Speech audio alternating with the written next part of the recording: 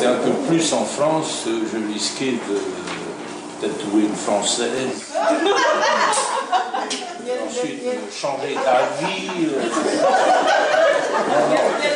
Les militants n'auraient pas accepté. Rieur, blagueur, jovial même, ce n'est pas tous les jours qu'Oscar Temaru se laisse aller à quelques plaisanteries. C'est sans doute parce qu'il a quand même réuni plus de 100 parrainages, contrairement à d'autres candidats nettement plus connus, et 55 rien qu'en Polynésie.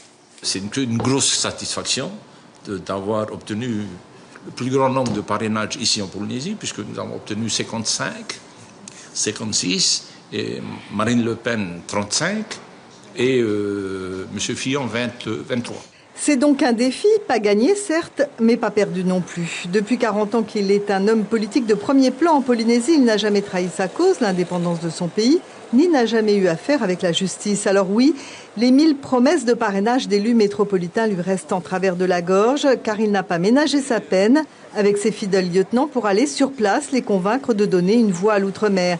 Mais surtout, il a tenu à rappeler que si rien ne les avait rapprochés, il avait eu de l'estime pour François Fillon, une estime qu'il n'a plus. Il ne faut pas oublier, la politique, c'est aussi une science morale. Et ils ont vu tout ce qui se passe à la télévision. Moi-même, personnellement, j'ai eu l'occasion de rencontrer M. Fillon deux, trois fois.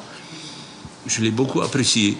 Et c'est quelqu'un qui est, pour moi, qui m'a reçu, qui m'a dit comment il voyait les relations entre la Polynésie et la France, que je respectais. Et quand il y a eu cette affaire Pénélope et qui a quand même fait couler beaucoup d'encre, j'ai été très déçu.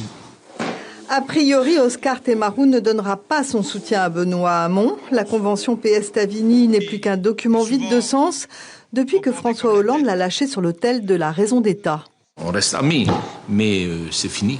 On ne peut plus faire confiance à qui que ce soit. Terminé.